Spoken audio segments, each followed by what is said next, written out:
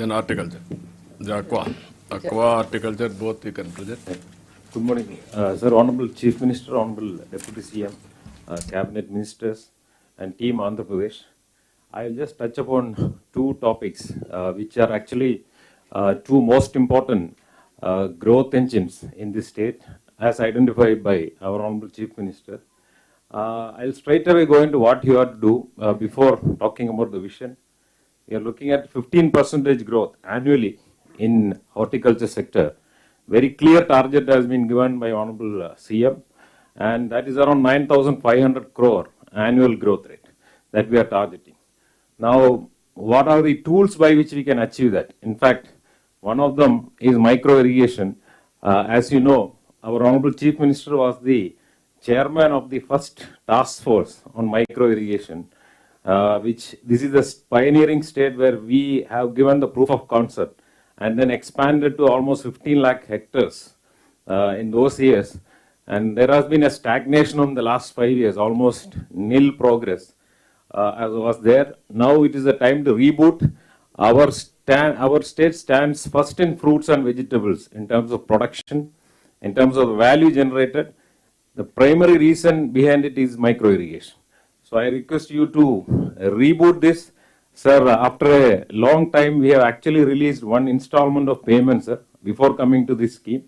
And all the companies are now are ready to launch and expand.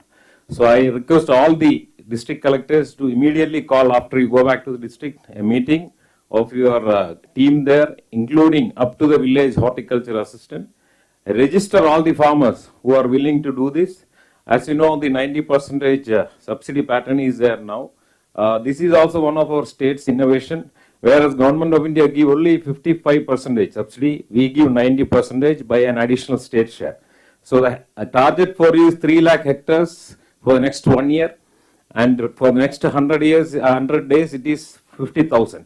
So we will be dovetailing AP, MIP, RKVY, and the PDMC scheme of Government of India. Similarly, oil palm. This is a very important sector, again first in the country. Many companies are coming in for processing. So they are looking at catchment areas. So farmers will be, can be encouraged to put in this in terms of area expansion. You can also extend the micro irrigation to these oil palm areas. The next most important thing is all the other horticulture crops. We have a very important program, that is Mission for Integrated Development of Horticulture, where 275 crore is being targeted this year in terms of rollout. I'll get into the details. Coming to the vision, this is your target. Now, if you do this, we'll be able to achieve the vision as envisaged. Next slide, please. We are looking at a cluster-based approach in all these fruits, and vegetables. So I just shown some samples here. The vision is very clear that end-to-end tie-up has to be done right from production until the marketing and processing.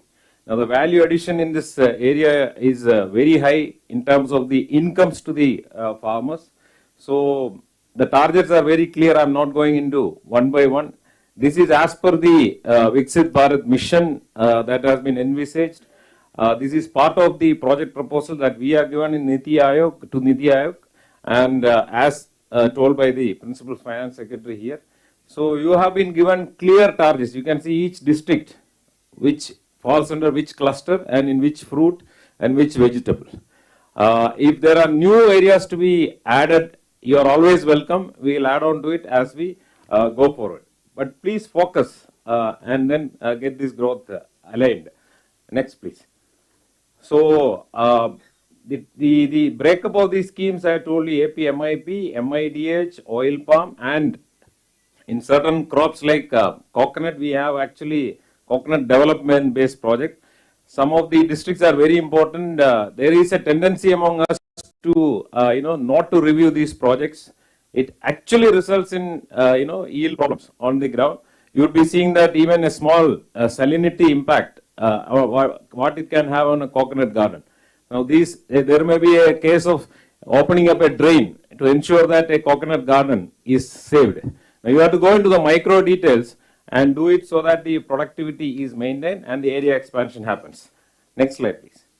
So this is the target, sir, that we are given to each district as far as micro irrigation is concerned, the oil palm is concerned, and MIDH. And MIDH, there is a huge scope of taking up anything related to horticulture. I have shared you yesterday the breakup of what all you can do and what kind of subsidy pattern is available in this. Next slide, please. So coming to the next growth engine, that is fisheries sector. As you know, we are first in. You take fisheries in any sector, we are first. In fish and shrimp production in the country, 76% contribution to total shrimp production, 29% is a contribution to total fish and shrimp production, 32% contribution to the seafood export value. Now here, this is a very crucial thing. Most of you are having one or the other kind of fisheries in your district, whether it is tank based, marine based, or aquaculture based. The traceability of the product is being taken up in a very serious manner in all export markets. Take Europe, take US, where maximum of our products are getting exported. When I am speaking to you, a 4-member delegation from US Department of Commerce is in our state. After a 4 days deliberation at Delhi, they are now here looking at the traceability of some of these products. We have put a team to tell them and guide them how the best practices are adopted. Now the role of the collectors here is that ensure that the farmers or the people who are engaged in this are being given proper awareness of all these aspects, because a sudden policy decision at the international level can result in a sudden breakage of the value chain. So we have to follow whatever is a requirement for the international trade in this regard, in terms of diseases, in terms of the good practices that has to be adopted. It is possible most of the farmers are adopting, but a kind of a hand-holding is required from the collectors in terms of awareness and other programs. So we are looking at a 15% growth in this sector too. This is equivalent to 15,000 crores per year.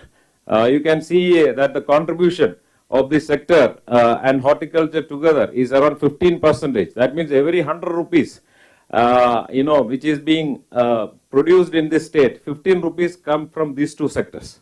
So I request you to at least give 15% of your time in this regard, and take it up to the farmer level, so that what we have noticed is that many of the farmers don't know that these are things. For example, MIDH is a classic case where they don't know what are the projects involved in this, where to look at the subsidy. There are online platforms available. They don't know how to apply, how to tie up. And then bankers. There is a contribution of bankers in various sectors.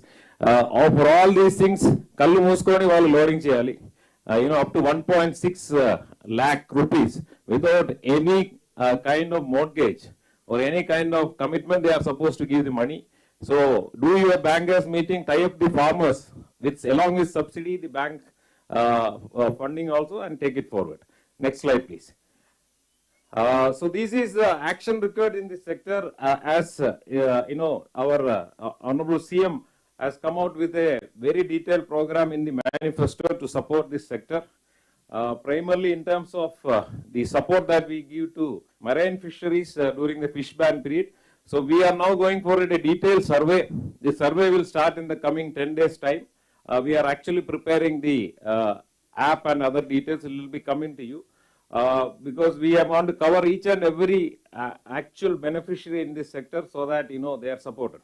Similarly, power, it will be now, there will not be any zones for power subsidy.